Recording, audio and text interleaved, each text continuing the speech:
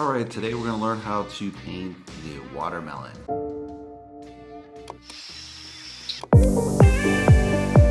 Alright, so where in the world do you have square watermelons?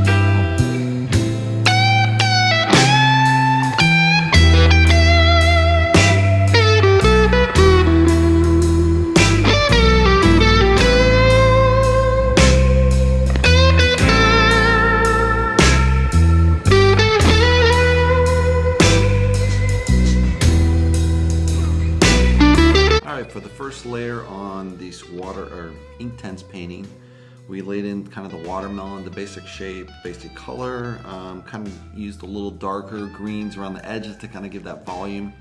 I'm not sure what I'm going to add in these layers that's supposed to be kind of green-white. It's hard to find those colors in the inktense. It might be one of the darker greens with a lot of white in it. Maybe that's the real color there. But I think, I'm kind of getting there with kind of these blue greens versus the lime green kind of look. It's not exactly like a watermelon, but you get the basic texture and it feels kind of like a watermelon. We added in the nice orange and purple background, so we're just waiting for it to dry. As soon as it's dry, we'll go on to the next layer.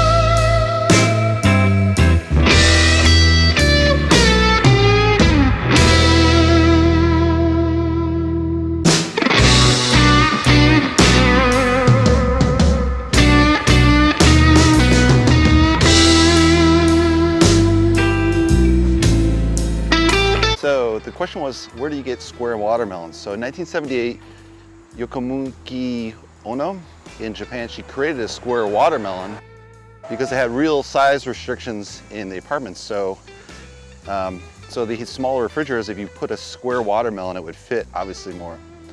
The issue was, and she actually got a patent in the US to do the same. The issue was you grow them in a box and you have to harvest them right when they fill the box.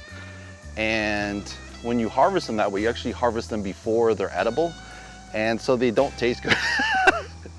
So they're purely decorative, and in Japan, because they have so many middlemen and they're more decoration fruit than a real fruit, they're sold for $100 a piece. So as you know, watermelons here, they might guys too for $4 in the States, and now they're $100 in Japan. So good job, Japan.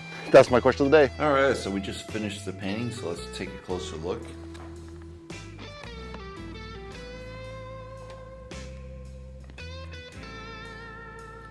So it has this nice blue to orange contrast in the background. I tried to keep the light reflection off the watermelon in the back, as well as some darks. I'm not sure if the striping works exactly how I'd want it. I think it reads like a watermelon. I won't say it's my best fruit painting, but anyway, hope you guys like it. Give me a thumbs up if you do, and subscribe below. And I'll see you in the next painting review. Thanks for watching, guys.